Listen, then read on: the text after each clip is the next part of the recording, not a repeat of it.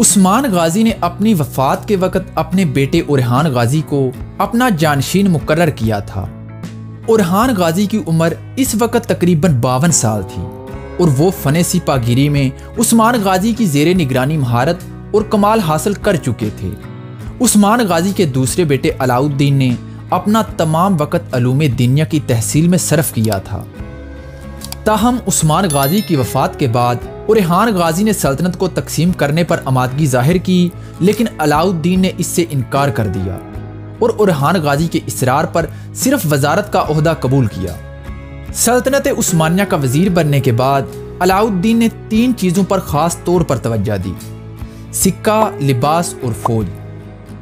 اگرچہ سلطان علاؤ الدین سلجوقی کے بعد سوم نے عثمان غازی کو خطبے کے علاوہ اپنے نام کا سکہ جاری کرنے کی بھی اجازت دے دی تھی، تاہم عثمان غازی نے صرف خطبے پر ہی قناعت کی تھی اور اپنے نام کا سکہ جاری نہیں کیا تھا۔ اورحان غازی کی تخت نشینی کے وقت تمام ایشیائے کوچک میں صرف سلجوقی سکے ہی رائج تھے۔ اب علاؤ الدین نے بادشاہت کے اس امتیاز کو بھی اختیار کیا اور اسلامی مملکت میں اورحان کے نام کے سکے جاری کر دیے۔ اس کے علاوہ علاؤ الدین نے رعایا کے مختلف طبقوں کے لیے مختلف قسم کے لباس تجویز کر کے ان کے متعلق قوانین نافذ کر دیے۔ شہری اور دیہاتی، مسلم اور غیر مسلم، ہر طبقے کا الگ لباس مقرر کیا۔ لیکن علاؤ الدین کا سب سے بڑا کارنامہ وہ فوجی اصطلاحات ہیں جن سے دولت عثمانیہ کی طاقت ایک دم سے بڑھ گئی اور جو 300 برس تک اس کی حیرت انگیز فتوحات کا ضامن رہیں۔ ارطغرل غازی اور عثمان کے زمانے میں کوئی بھی باقاعدہ فوج نہیں تھی، بلکہ یہ دستور تھا کہ جب کوئی جنگ پیش آنے والی ہوتی تو سب سے پہلے یہ اعلان کر دیا جاتا کہ جو شخص لڑائی میں شریک ہونا چاہے وہ فلاں روز فلاں مقام پر حاضر ہو جائے۔ چنانچہ یہ رضاکار سوار مقررہ وقت اور مقررہ مقام پر جمع ہو جاتے اور لڑائی ختم ہونے کے بعد واپس اپنے گھروں کو چلے جاتے۔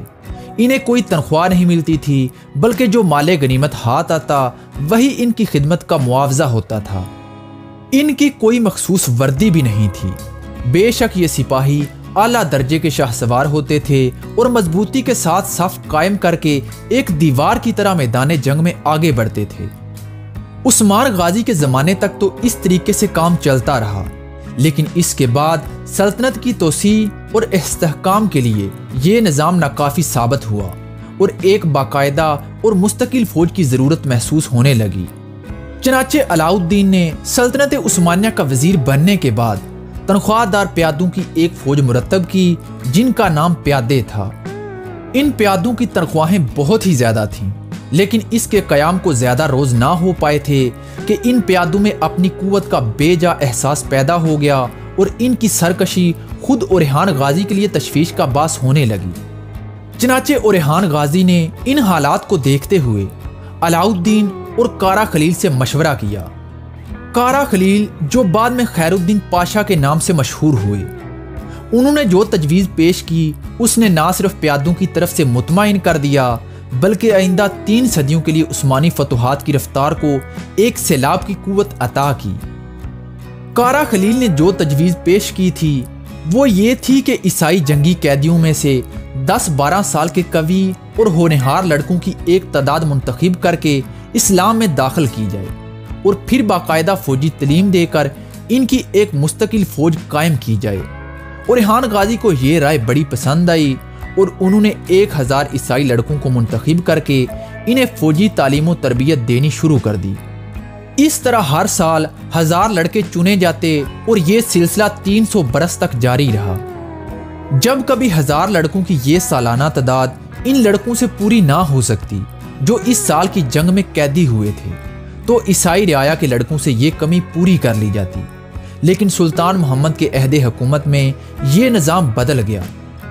اس کے بعد انہی سپاہیوں اور ترکوں کے لڑکے اس فوج میں شامل کیے جانے لگے۔ اس فوج کا نام ینیچری یعنی نئی فوج تھا۔ سلطنت عثمانیہ کی ابتدائی 3 صدیوں میں جو اس کے عروج و ترقی کا زمانہ تھا، ینیچری کی قوت اوج شباب پر تھی۔ اورحان غازی نے تخت نشین ہونے کے بعد اپنی حکومت کے پہلے ہی سال نائکو میڈیا پر قبضہ کر لیا۔ بروسا شہر چند مہینے پہلے ہی وہ فتح کر چکے تھے۔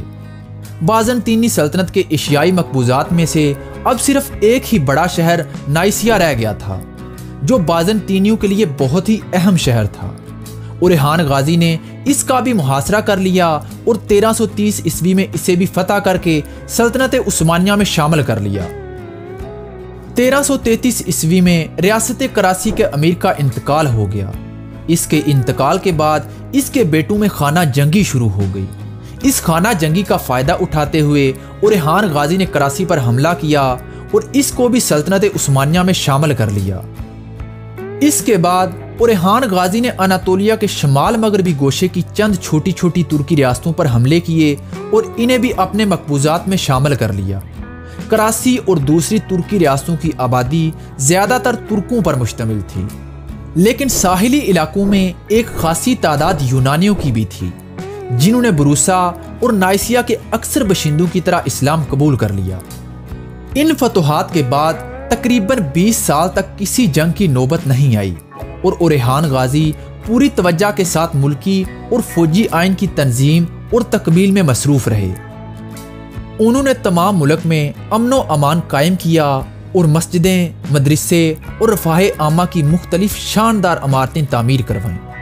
بروسا میں ایک نہایت ہی عالی شان مسجد، ایک بہت بڑا مدرسہ اور ایک شاہی ہسپتال تعمیر کروایا۔ سلطنت کے اندرونی انتظامات سے فارغ ہو کر اورحان غازی یورپ کی جانب متوجہ ہوئے اور ان کی زندگی کے آخری چند سال بازنطینی سلطنت کے یورپی علاقوں میں قدم جمانے کی کوشش میں صرف ہو گئے۔ بازنطینی سلطنت اس وقت بہت کمزور ہو چکی تھی۔ اس کے مقبوضات جو صدیوں تک یورپ میں دریائے ڈنیوب اور ایشیا میں اناطولیہ اور شام تک پھیلے ہوئے تھے، اب صرف چند شہروں تک محدود رہ گئے تھے۔ ایشیائی مقبوضات تقریباً تمام کے تمام عثمانیوں نے اپنے قبضے میں لے لیے تھے اور یورپ میں بھی سربیا کا با اقتدار فرمانروا اسٹیفن جزیرہ نما بلکان کے نصف سے زیادہ علاقے پر اپنا تسلط قائم کر چکا تھا۔ بازنطینی سلطنت کے اندرونی معاملات اور خانہ جنگیوں نے اسے اور بھی زیادہ کمزور کر دیا تھا۔ 1341 عیسوی میں جب شہنشاہ قسطنطنیہ اینڈرونوکسوم کا انتقال ہوا تو قسطنطنیہ کے تخت پر اس کی ملکہ اینا اور اس کا نابالغ بیٹا جون پنجم بیٹھے۔ کینٹاکوزین اس کے بیٹے کا والی تھا، مگر کچھ عرصے کے بعد کینٹاکوزین نے اپنی بادشاہت کا اعلان کر دیا۔ یہ بات ملکہ اینا کو بہت ہی ناگوار گزری اور ان دونوں میں خانہ جنگی شروع ہو گئی۔ اس خانہ جنگی میں تخت حاصل کرنے کے لیے کینٹاکوزین اور ملکہ اینا دونوں نے ہی اورحان غازی سے مدد مانگی، لیکن اورحان غازی نے کینٹاکوزین کی مدد کی اور اپنے 6000 ترک سپاہی اس کی مدد کے لیے بھیج دیے۔ کینٹاکوزین نے ترکوں کی مدد سے قسطنطنیہ کا محاصرہ کیا اور 1 سال بعد قسطنطنیہ میں فاتحانہ طور پر داخل ہوا۔ ملکہ اینا کو مجبوراً کینٹاکوزین سے صلح کرنی پڑی اور صلح اس طرح طے پائی کہ کینٹاکوزین اور اس کی بیوی اور دوسری طرف ملکہ اینا اور اس کا بیٹا چاروں ہی مشترکہ طور پر تخت نشین ہوئے۔ کینٹاکوزین نے ملکہ اینا کے ساتھ اتحاد کو مضبوط کرنے کے لیے اپنی ایک بیٹی کا رشتہ اس کے بیٹے جون پنجم کو دے دیا اور ترکوں کے ساتھ اتحاد کو مضبوط کرنے کے لیے اپنی ایک بیٹی کا رشتہ اورحان غازی کو دے دیا۔ 1349 عیسوی میں سربیا کے بادشاہ اسٹیفن نے سالونیکا پر حملہ کر دیا۔ سالونیکا پر قبضہ کرنے کے بعد وہ قسطنطنیہ پر حملہ کرنا چاہتا تھا اور اسے یہ یقین تھا کہ اس نازک موقع پر کینٹاکوزین اور ملکہ اینا ترکوں سے مدد مانگیں گے، لہذا ایسا ہی ہوا اور کینٹاکوزین اور ملکہ اینا نے اورحان غازی سے مدد مانگی۔ اس مرتبہ اورحان غازی نے 20,000 سپاہی روانہ کیے، جن کی مدد سے سالونیکا میں اسٹیفن کو شکست ہوئی اور قسطنطنیہ کی فتح کا خیال جو اس کے دل میں بار بار پیدا ہوتا تھا اب کی بار ہمیشہ کے لیے ختم ہو گیا۔ اسٹیفن کو شکست دینے کے بعد عثمانی سپاہی واپس بلا لیے گئے، مگر 4 سال کے بعد اورحان غازی کو اپنی فوجیں ابنائے باسفورس کے مغربی ساحل پر بھیجنے کا ایک اور موقع مل گیا، جو یورپ میں عثمانیوں کے قدم جمانے کا سبب ثابت ہوا۔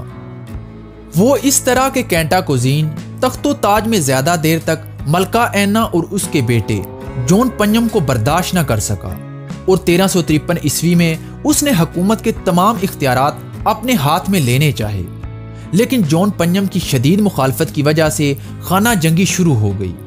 کینٹا کوزین نے حسب دستور اورحان غازی سے پھر مدد مانگی اور اس کے معاوضے میں یورپی ساحل پر ایک قلعے کی پیشکش کی۔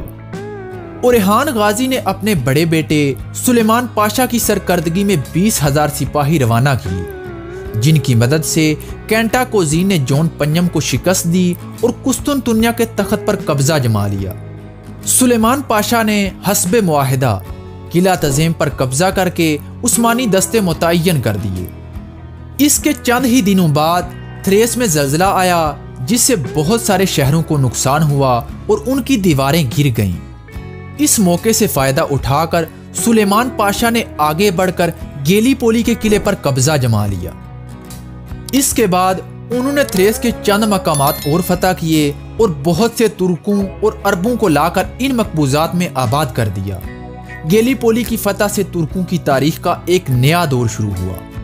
1353 عیسوی میں انہوں نے پہلی بار فاتح کی حیثیت سے یورپ میں قدم رکھا اور مسیحی یورپ میں ایک عظیم الشان اسلامی سلطنت کی بنیاد ڈالی، جو 2 صدیوں کے اندر اندر گیلی پولی سے ویانا کی دیواروں تک پھیل گئی۔ ان واقعات سے کینٹا کوزین کے خلاف قسطنطنیہ میں سخت برہمی پھیلی، جس نے بغاوت اور انقلاب کی شکل اختیار کر لی۔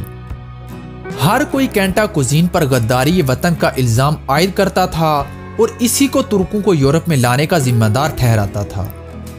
آخر رائے عامہ سے مجبور ہو کر اسے تخت و تاج سے دستبردار ہونا پڑا اور اس کے بعد جون پنجم تخت نشین ہوا۔ جون پنجم نے 50 سال تک حکومت کی، لیکن اس طویل مدت میں بازنطینی سلطنت کی حالت روز بروز خراب ہوتی چلی گئی اور ترکوں کا تسلط بڑھتا ہی گیا۔ جون پنجم کے تخت نشین ہونے کے بعد بھی ترکوں نے اپنی فتوحات کا سلسلہ جاری رکھا اور بازنطینیوں سے کئی قلعے چھین لیے۔ آخر کار شہنشاہ قسطنطنیہ کو مجبوراً اورحان غازی سے صلح کر کے ان تمام مقبوضات کو تسلیم کرنا پڑا۔ اس کے بعد بازنطینی سلطنت گویا دولت عثمانیہ کی ایک باج گزار حکومت بن کر رہ گئی۔ اورحان غازی نے تقریباً 33 سال حکومت کی۔ ان کے دور حکومت میں عثمانی مقبوضات کو بہت زیادہ وسعت ملی۔ انہوں نے نہ صرف ایشیائے کوچک کے بقیہ بازنطینی علاقے فتح کیے، بلکہ بعد ترکی ریاستوں کو بھی عثمانیہ سلطنت میں شامل کیا۔ انہوں نے یورپ میں داخل ہو کر تھریس کا ایک حصہ بھی فتح کر لیا، جو اس براعظم میں عثمانی فتوحات کا شاندار آغاز تھا۔ جن فوجی اور ملکی آئین پر سلطنت عثمانیہ کی عظمت قائم ہوئی، اس کی بنیاد انہوں نے اپنے ہاتھوں سے رکھی تھی۔ عثمان غازی کی حیثیت ایک امیر سے زیادہ نہیں تھی، لیکن اورحان غازی کے کارناموں نے اسے بادشاہی کا حقدار ثابت کر دیا تھا۔ 1358 عیسوی میں اورحان غازی کا بیٹا سلیمان پاشا شکار کھیلتے ہوئے گھوڑے سے گرا اور وفات پا گیا۔ سلیمان پاشا اورحان غازی کا جانشین بھی تھا اور وہ اس سے بہت زیادہ پیار کرتے تھے۔ اورحان غازی سلیمان پاشا کی وفات کا صدمہ برداشت نہ کر سکے اور دوسرے ہی سال انتقال کر گئے۔